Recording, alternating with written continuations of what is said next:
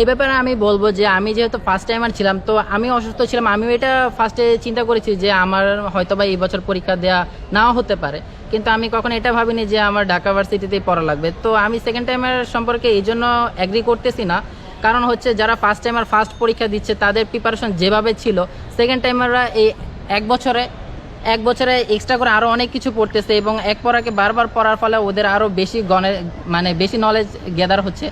তো যারা first timer এতে ওরা সুযোগটা অনেকখানি কমে যাচ্ছে। তাছাড়া যারা এমনিতে মেধাবী ওরা শুধু চান্স পাচ্ছে, কিন্তু যারা মিড রেঞ্জের আছে মেধাবী ওরা কিন্তু সেকেন্ড টাইমারদের কারণে পেরে উঠতেছে না, কারণ ফার্স্ট টাইমাররা কিন্তু ওইভাবে 3 মাসে যতটুকু প্রিপারেশন নেওয়ার সময় পাচ্ছে ওরা আরও বেশি সময় পারে না, আরও বেশি চলে যাচ্ছে।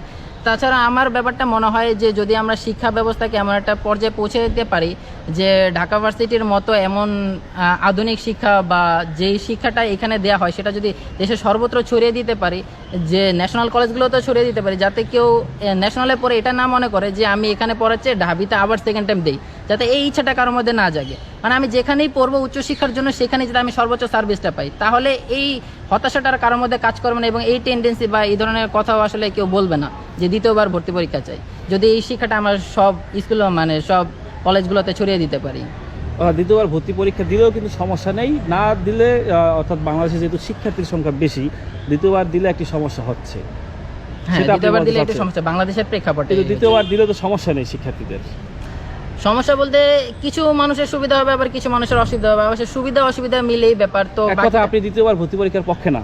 না, আমি দ্বিতীয়বার ভর্তি পরীক্ষার পক্ষে না, কারণ হচ্ছে 15 সালের পর থেকে যখন ভর্তি পরীক্ষা বন্ধ করে দিয়েছে এই পর্যন্ত কিন্তু কয়েকটা ব্যাচ চলে গিয়েছে, তারা কিন্তু অনেকগুলো হ্যাম্পার হয়েছে, মানে তারাও এখন বলতে পারে যে আমাদের ক্ষেত্রে কেন ছিল না, তাদের ক্ষেত্রে একটা বৈষম্যের শিকার হতে পারে। তো একবার যেহেতু বন্ধ করে দিয়েছে তো আবার চালু করার ব্যাপারটা মনে হয় আবার ভেবে দেখা দরকার।